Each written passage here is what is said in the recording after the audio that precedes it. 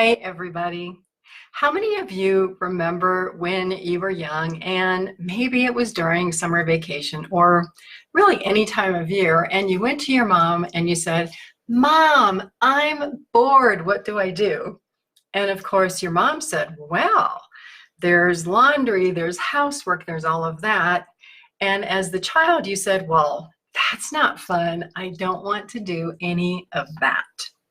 Today, we're going to talk about the benefits of activity to keeping away dementia and Alzheimer's disease for caregivers and for older adults. Stay with me for the caregiving chat of the day. I'm Pamela Wilson. For the past 20 years, I've helped caregivers and aging adults solve caregiving problems. I do that today through my website, PamelaDWilson.com. My radio program, The Caring Generation, it is tonight. It's Wednesday.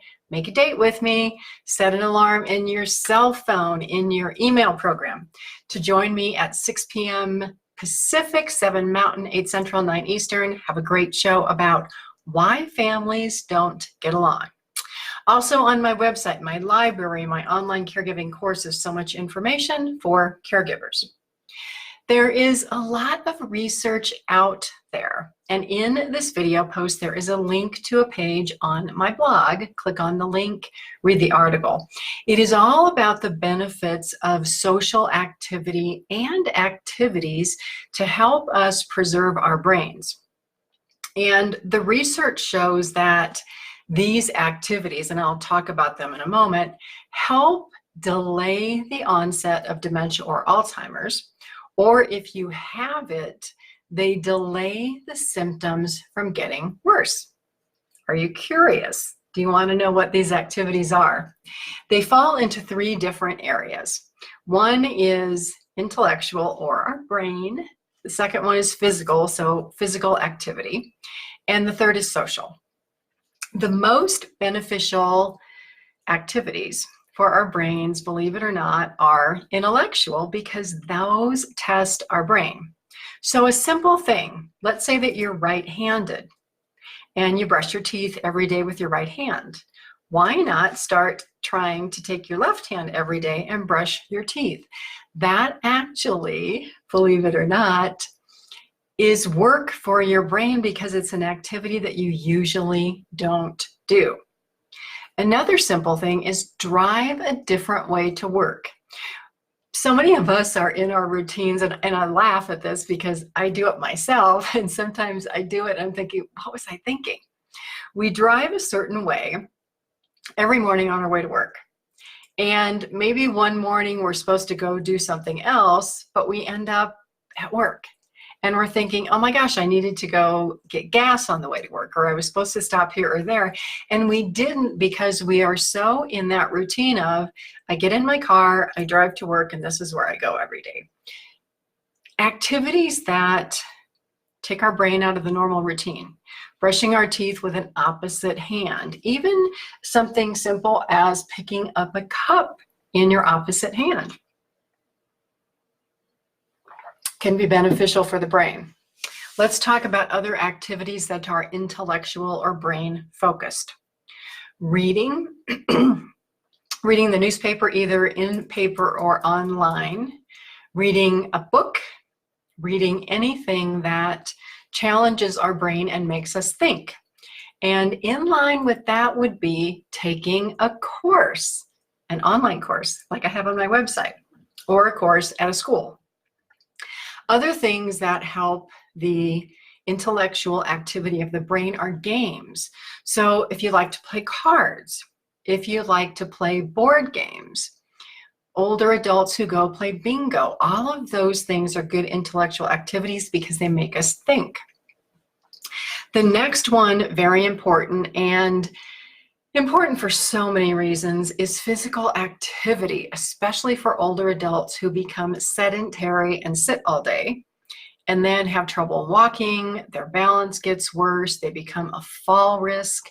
That becomes a risk for staying at home. So for any age, physical activity, walking, going to the gym, doing things that help your balance, your physical endurance, and your strength. Beneficial to keeping Alzheimer's and dementia away, beneficial for so many other health reasons. Now let's talk about social activities. This could be going to visit a friend or having a friend come visit you. It's things like going to the movies, going out to eat, volunteering, participating in a club. Let's say that you like photography and you go to a photography club, or you are a senior and you go to the senior center because they have a lot of classes and activities there.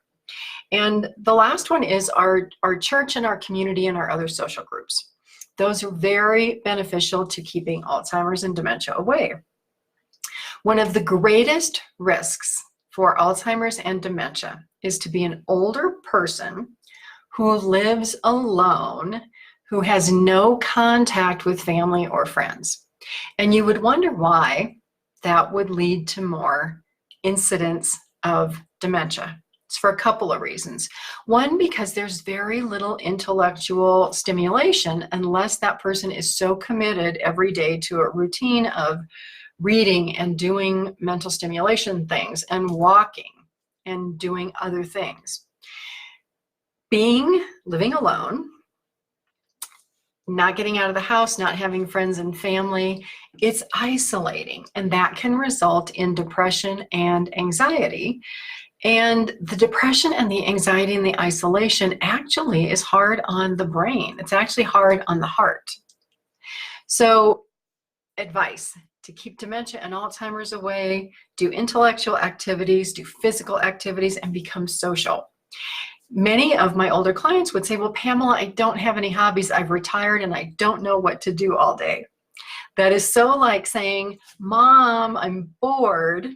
We have to find things to do. We have to find things to interest us. And many people will say, well, I don't know what interests me. Try a lot of things. Try crafts, try playing cards, try other hobbies, try exercise until you find something that you like. It's better for our health and our well-being in the long run, both for caregivers, because caregivers need to take care of themselves, and for us and our parents as elderly adults.